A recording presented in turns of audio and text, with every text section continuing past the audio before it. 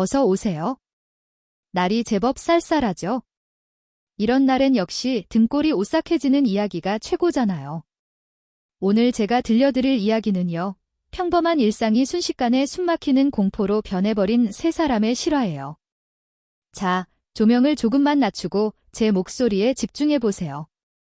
진짜 바로 옆에서 일어난 일처럼 소름 돋을지도 모르니까요. 첫 번째 이야기는 고등학생이었던 호빈 씨의 경험담이에요.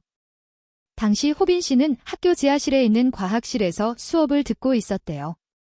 그 학교는 학생 수가 너무 많아서 지하실을 개조해 교실 2개를 더 만들었는데 학생들은 그곳을 체인버 라고 불렀죠. 에어컨이 빵빵해서 다들 좋아했지만 복도 끝에 화장실 하나만 덜렁 있는 그곳은 사실 평소에 꽤나 을씨년스러웠거든요. 그날은 천문학 퀴즈가 있는 날이었어요. 시험을 일찍 끝낸 호빈 씨는 너무 심심한 나머지 옆 교실에 있는 친구 투투에게 문자를 보냈죠. 얘야, 투투야. 나 다 끝냈어. 화장실에서 좀 놀자.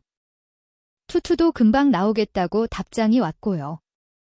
잠시 후 화장실에서 만난 두 사람은 낄낄거리며 장난을 치고 있었는데 갑자기 투투의 표정이 싹 굳는 거예요. 투투가 휴대폰을 보여주며 속삭였어요. 호빈아, 이거 봐. 학교에 락다운, 봉쇄령, 내려졌대. 두 사람은 처음엔 이게 웬 떡이냐 싶었죠. 얘야, 선생님들은 우리가 여기 있는 거 모르시잖아. 우리 몰래 위층 구경이나 가볼까? 걸리면 지하실이라 방송 못 들었다고 하면 되지.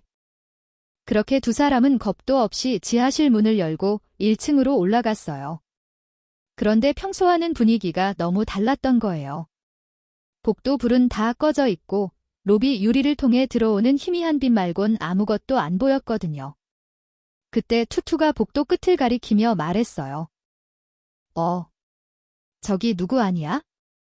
어둠 속에서 웬 남자가 나타났는데 아무리 봐도 선생님이나 직원은 아니었어요. 낡고 지저분한 옷차림을 한 아주 묘한 분위기의 남자였죠. 호빈 씨는 본능적으로 느꼈대요. 아, 이건 장난이 아니다. 두 사람은 숨도 못 쉬고 다시 지하실로 뛰어내려갔어요. 그리고는 급하게 화장실 가장 안쪽 칸으로 들어가 문을 잠그고 변기 위로 발을 올렸죠. 정적만이 흐르는 화장실에서 들리는 건 오직 두 사람의 거친 숨소리와 세면대에서 뚝뚝 떨어지는 물소리뿐이었어요. 그런데 그때 화장실 문이 끼익 열리더니 누군가 들어왔습니다. 그리고는 아주 천천히 한 발자국씩 호빈 씨가 숨은 칸 쪽으로 다가오는 거예요. 범인이 바로 앞까지 왔을 때 그 남자가 갑자기 거친 숨을 몰아쉬기 시작했대요. 마치 짐승처럼요. 투투가 겁에 질려 호빈 씨의 귀에 대고 겨우 들릴 듯 말 듯 속삭였어요. 호빈아, 우리 밑으로 기어서 옆 칸으로 옮겨가자. 하지만 그 작은 속삭임마저 들렸던 걸까요? 밖에서 거친 숨소리가 딱 멈추더니 누군가 문을 쾅쾅 두드리기 시작했습니다. 호빈 씨는 심장이 터질 것 같았지만 투투에게 신호를 보냈어요. 지금이야, 가. 두 사람은 칸막이 아래 틈으로 옆 칸, 또 그 옆 칸으로 미친 듯이 기어갔어요. 뒤에서는 남자가 문을 부술듯이 발로 차는 소리가 들렸고요. 가까스로 화장실을 뛰쳐나온 두 사람은 투투의 교실 문을 두드려 간신히 안으로 숨어들었습니다. 선생님이 문을 잠그자마자 투투가 사색이 되어 말하더군요. 선생님, 그 남자 주머니에 총이 있었어요. 다행히 범인은 교실 문 창문으로 안을 한참 들여다보다가 분에 못 이겨 복도 저편으로 사라졌고 얼마 뒤 경찰이 출동해 상황은 종료되었습니다. 호빈 씨는 아직도 그때 화장실 칸막이 너머로 들리던 그 짐승 같은 숨소리를 잊지 못한다고 해요. 두 번째 이야기는 전직 경찰관이었던 막투스 씨가 들려준 이야기입니다. 20년 근무 기간 중 가장 끔찍했던 기억이라고 해요. 어느 폭풍 우 치던 날, 한 중학교 뒷마당에 수상한 흰색 밴이 서 있고 낯선 남자가 체육관 쪽 뒷문으로 침입했다는 신고가 들어왔습니다. 막투스 씨가 현장에 도착했을 때 학교 안은 이미 불이 다 꺼져서 암흑천지였어요. 그는 손전등 하나에 의지해 복도를 수색하기 시작했죠. 한 직원이 겁에 질린 목소리로 말했어요. 남자아이용 라커룸 쪽으로 간 것 같아요. 조심하세요. 무기를 가졌을지도 몰라요. 막투스 씨는 천천히 라커룸 문을 밀고 들어갔습니다. 창문 하나 없는 그곳은 손전등 빛이 닿지 않는 곳마다 깊은 어둠이 깔려 있었죠. 그런데 어디선가 슥, 슥 하고 무언가 긁는 소리와 챙 하는 금소금이 들려오더군요. 경찰이다. 누구냐? 막투스 씨가 외치자 저 멀리 구석진 락커 안에서 웅얼거리는 목소리가 들렸어요. 도와 주세요. 여기 같았어요. 가까이 다가가 보니 그 안에는 빈이라는 이름의 12살 소년이 커다란 락커 속에 갇힌 채 벌벌 떨고 있었습니다. 소년의 팔에서는 피가 흐르고 있었고요. 막투스 씨가 아이를 구출하는 사이 범인이 탔던 흰색 배는 이미 사라지고 없었습니다. 나중에 밝혀진 사실은 더 충격적이었어요. 그 남자는 칼로 소년을 위협해 억지로 락커에 밀어넣고 아이가 저항하자 상처를 입힌 뒤 자신의 차로 끌고 가려 했던 겁니다. 만약 막투스 씨가 조금만 늦었더라면 비니는 영영 돌아오지 못했을지도 몰라요. 마지막 이야기는 대학 탐방을 위해 홀로 뉴저지의 한 호텔에 머물렀던 루빈 씨의 이야기예요.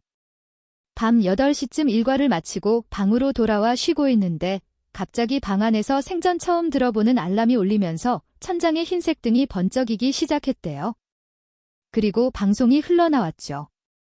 투숙객 여러분, 지금 즉시 객실 문을 잠그고 안에 머물러 주십시오. 현재 락다운 상황입니다. 호텔에서 락다운이라니 루빈 씨는 그저 신기하다고만 생각했어요. 그냥 인근의 사고라도 났나 보다 싶어 TV를 켜놓고 씻은 뒤 침대에 누웠죠. 한 30분쯤 지났을까요? 갑자기 방 안에 전화기가 울렸습니다. 호텔 프런트 직원이었어요. 루빈 씨, 제 말 잘 들으세요. 절대 당황하지 말고 지금 바로 방에서 나오세요. 루빈 씨가 무슨 일이냐고 묻자 직원이 떨리는 목소리로 덧붙였습니다. 지금 루빈 씨 방 안에 누군가 같이 있어요. CCTV로 확인됐으니 당장 나오세요.